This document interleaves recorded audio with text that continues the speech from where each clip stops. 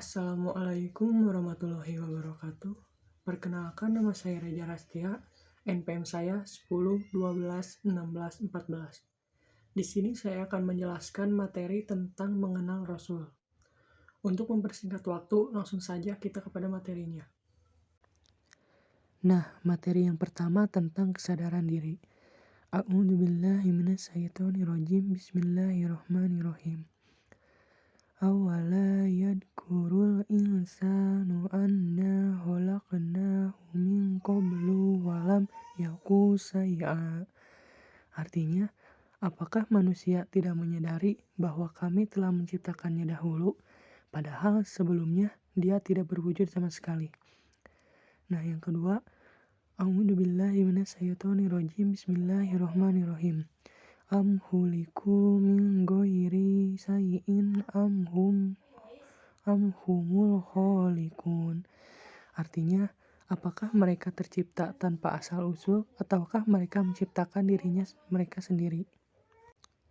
Nah, untuk menjawab itu semua, maka kita perlu seseorang yang bisa menunjukkan kepada kita tentang siapa kita, dari mana kita, dan untuk apa kita diciptakan.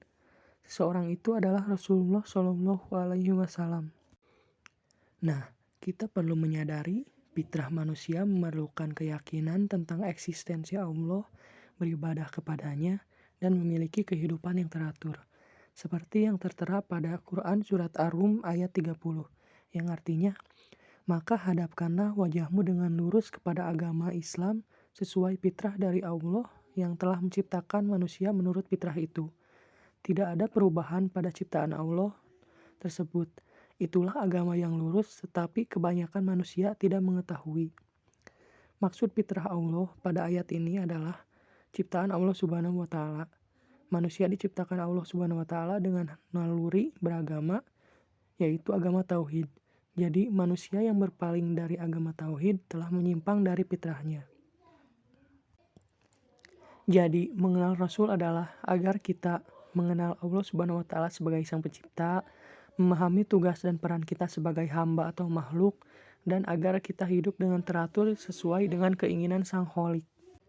Nah, yang selanjutnya tentang proses penciptaan manusia secara ajali, seperti yang tertera pada Quran Surat Al-Hijr ayat 26, yang artinya, sungguh kami benar-benar telah menciptakan manusia dari tanah liat kering, dari lumpur hitam yang dibentuk.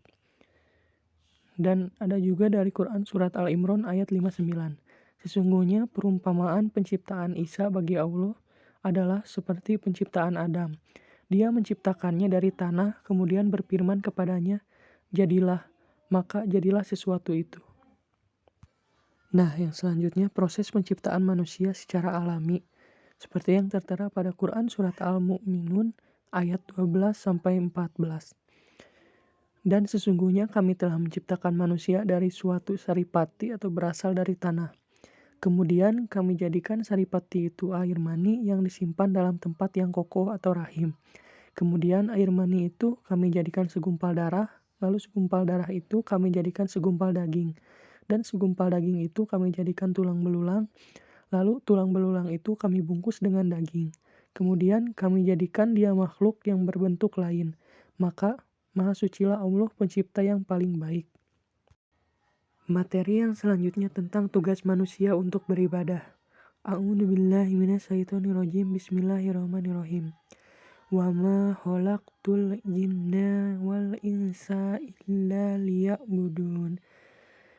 Tidaklah aku menciptakan jin dan manusia kecuali untuk beribadah kepadaku. Quran Surat Az-Zariyat ayat 56. Manusia diciptakan oleh Allah dengan maksud dan tujuan yang jelas, yaitu untuk beribadah kepadanya. Ibadah pada hakikatnya adalah menetapkan status diri sebagai hamba, abid, kepada Allah yang disembahnya, al-ma'bud, yang diwujudkan dengan amal pengabdian ibadah. Nah, berikut ada prinsip hidup. Inna sholati wa nusuki wa mahyaya wa mamati lillahi rabbil alamin. Sesungguhnya sholatku, ibadahku, hidupku dan matiku hanyalah untuk Allah, Tuhan semesta alam. Sekian materi yang bisa saya sampaikan. Mohon maaf bila ada kesalahan. Wabillahi taufiq wal hidayah. Wassalamualaikum warahmatullahi wabarakatuh.